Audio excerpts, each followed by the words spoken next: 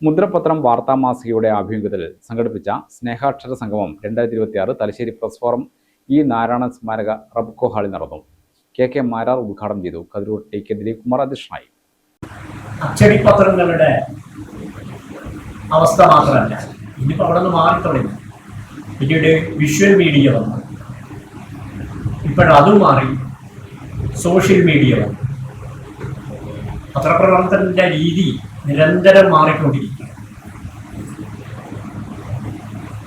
അച്ചടി മാധ്യമങ്ങളിൽ നമ്മൾ കണ്ടൊരു കാര്യം, പലപ്പോഴും ഭാഷ നന്നായി കൈകാര്യം ചെയ്യാൻ പറ്റുന്ന എഴുത്തുകാരായ ആളുകൾ, അതിൽ വലിയൊരു ഭാഗം പത്രപ്രവർത്തനത്തിൽ പരിശീലനം നേടിയത്. ഇനി പരിശീലനം നേടാത്തവരായിക്കോട്ടെ,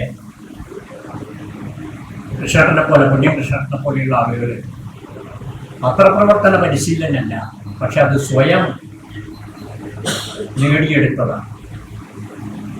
അവരെ സംബന്ധിച്ച് അവർ പ്രവർത്തിച്ച രാഷ്ട്രീയ പ്രസ്ഥാനം അത് നൽകിയ ഒരാത്മാർത്ഥതയാണ്. അതുകൊണ്ട് ആരും പഠിപ്പിക്കാതെ തന്നെ പത്രധർമ്മം കൈകാര്യം ചെയ്യുക. പത്രധർമ്മം എന്നുള്ളത് നമ്മളൊക്കെ എന്നും കാക്ഷിച്ചുകൊണ്ടിരുന്ന ഒരു കാര്യമാണ്. ചടങ്ങിൽ മുതിർന്ന പത്രപ്രവർത്തകർക്കുള്ള പുരസ്കാരങ്ങളും കെ മാരാർ വിതരണം ചെയ്തു. പത്രപ്രവർത്തനം ഇന്നലെ ഇന്ന് എന്ന വിഷയത്തിൽ പ്രത്യേക ചർച്ചയും നടന്നു. പത്രപ്രവർത്തന രംഗത്തെ മികവിനായി പൊന്നം കൃഷ്ണൻ, പി ജനാർദ്ദനൻ, ടി.കെ. ശിവാനന്ദൻ എന്നിവരെ ചടങ്ങിൽ ആദരിച്ചു. മുദ്രപത്രം മാസിക സംഘടിപ്പിച്ച ചെറുകഥാ രചനാ മത്സരത്തിലെ വിജയികളായ ഒ.പി. അന്നപൂർണ, എം.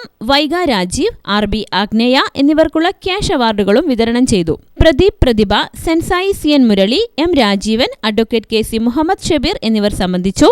സാഹിത്യ സാംസ്കാരിക രംഗത്തെ പ്രമുഖർ ഉൾപ്പെടെ നിരവധി പേർ പരിപാടിയിൽ പങ്കെടുത്തു. ഗ്രാമിക ന്യൂസ്, തലശ്ശേരി.